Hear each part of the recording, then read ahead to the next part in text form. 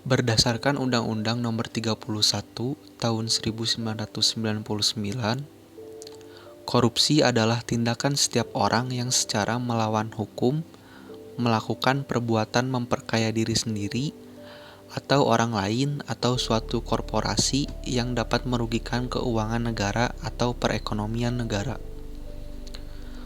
Korupsi juga dapat diartikan sebagai tindakan setiap orang yang dengan tujuan menguntungkan diri sendiri atau orang lain atau suatu korporasi. Korupsi juga termasuk mengambil hak orang lain, baik bernominal besar ataupun kecil, sama saja. Ada banyak penyebab mengapa seseorang melakukan tindakan korupsi, di antaranya yang pertama, adanya kesempatan atau peluang melakukan tindakan korupsi. Yang kedua, mempunyai sifat yang serakah. Yang ketiga, kurangnya pengawasan. Yang keempat, mempunyai kebutuhan yang tinggi. Yang kelima, ingin memperkaya diri sendiri. Yang keenam, tidak peduli dengan hak orang lain. Yang ketujuh, diancam.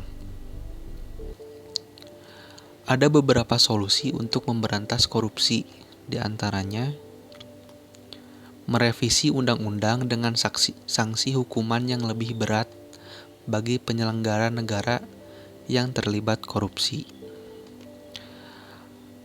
Yang kedua, mengintensifkan sosialisasi dan pelatihan bagi pejabat negara untuk meningkatkan kemampuan mengaktualisasikan nilai-nilai dasar anti korupsi dalam memimpin, mengelola, dan melaksanakan tugas jabatannya.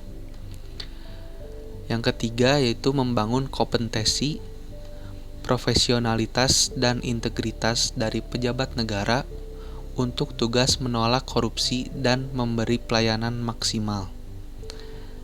Yang keempat, menutup celah-celah dalam undang-undang korupsi. Yang kelima yaitu pencatatan ulang aset dilakukan oleh pemerintah dalam rangka memantau sirkulasi aset yang dimiliki oleh pejabat. Yang keenam, meningkatkan partisipasi masyarakat dalam upaya melakukan pencegahan sebagai bentuk upaya pemberantasan korupsi melalui sosialisasi dan pendidikan. Dan yang terakhir yaitu mengefektifkan atau menguatkan fungsi monitoring dan supervisi terhadap lembaga penegak hukum lain dalam penanganan kasus korupsi. Partisipasi masyarakat juga menjadi hal yang sangat menentukan dalam pemberantasan korupsi sebagai kontrol sosial. Masyarakat dituntut harus mampu untuk melihat dan menganalisis korupsi yang terjadi di sekitar mereka, sehingga pemberantasan dilakukan lebih mudah. Masyarakat harus berperan secara aktif dalam proses atau alur tahapan program dan pengawasannya, mulai dari tahap sosialisasi, perencanaan, pelaksanaan, dan pelestarian kegiatan dengan memberikan sumbangan tenaga, pikiran, atau dalam bentuk material. Sekian dari saya. Wassalamualaikum warahmatullahi wabarakatuh.